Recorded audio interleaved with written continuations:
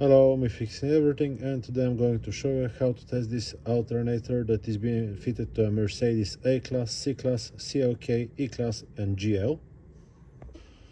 Something that is good to know before we start: you don't need to remove the alternator from the vehicle, you just need to disconnect the battery and the positive cable and the connector here on the side, I'll show you in a second. And you need a multimeter, nice with automatic range. Okay, now you can see that the alternator is moving. That's good, it's not blocked, because it happens sometimes the alternator gets stuck, mechanical problem. Now we'll test the electrics. What you need to do is remove the 13mm nut from here, remove the cable, the positive wire, don't forget to disconnect the battery, remove the communication wire here, unplug it, and now here sometimes there is 8mm nut, sometimes there is not, sometimes there is like a retaining clips. This plastics gets removed like this. This is the voltage regulator, remove it with 7mm socket, yeah, like this. Here usually there is a cap, this one goes to the side. Now quickly we're gonna check the rotor. You can see it right here, yeah. Usually you can see this when you look in your engine bay if you don't remove it. We're looking for 2 to 3 ohms when we get the probe. I'll just put it on so it does not beep. If you see the screen, 2.5 ohms. From 2 to 3 ohms is okay. Now it doesn't matter if it's this side, yeah, or the other side. So polarity is not a problem, it's just like a big wire. What we also need to check if there is continuity between the slip rings and the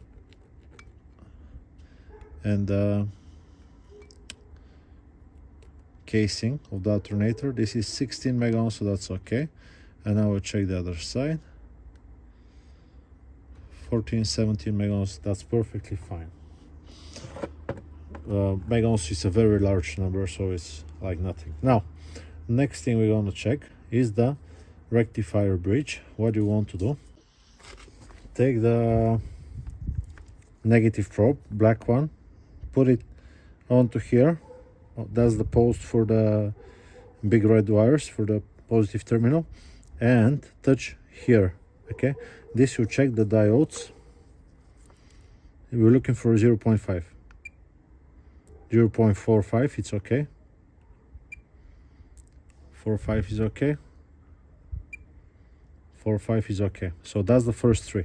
You can take the opposite and see that they don't go back. Nothing, nothing, nothing. If it beeps, it's a problem, and it's showing like a 0, 0. Now what you're gonna do is take the positive, yeah, put it here and touch it onto this side.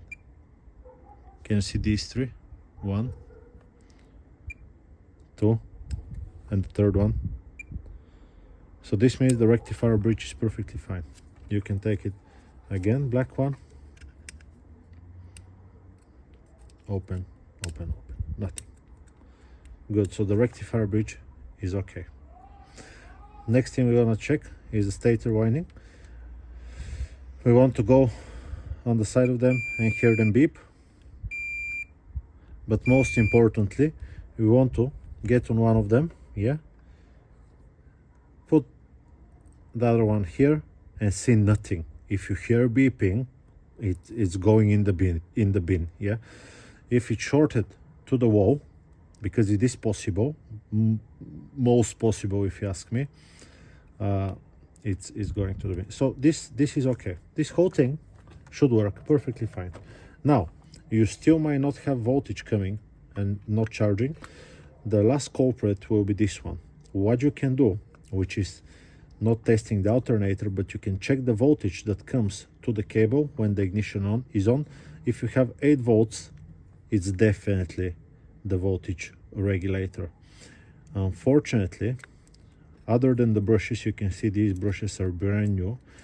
Other than the brushes, you can't check, you cannot check this voltage regulator with just a multimeter. You need a bench power supply, you need a special communicating device, because some of them are different protocols. Some will be expect a signal from the computer, some of them will expect a voltage between 12 and 14.8 volts and whatnot, but there is a chip inside. Yeah, there is a chip with almost like 15 wires inside, so you cannot check the voltage regulator with a multimeter. If you know a way, tell me, I'll be very happy to see. But that's generally what you can check on your alternator. Stator is okay, it's not shorted. Rotor is okay, it's not shorted. Rectifier bridge is okay.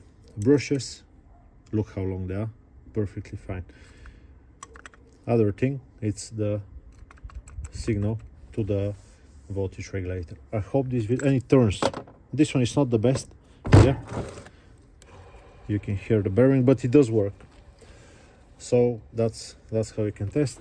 Some of them are 100 amperes, this is 170, some of them are a little bit less, but they're exactly the same. Yeah, I hope this video is being helpful to you. I'll just put it back now, and I will see you on to the next one. I'll be happy if you leave me a comment, or even if it's negative, I might not reply, but I'll still read it. That's it. Bye bye.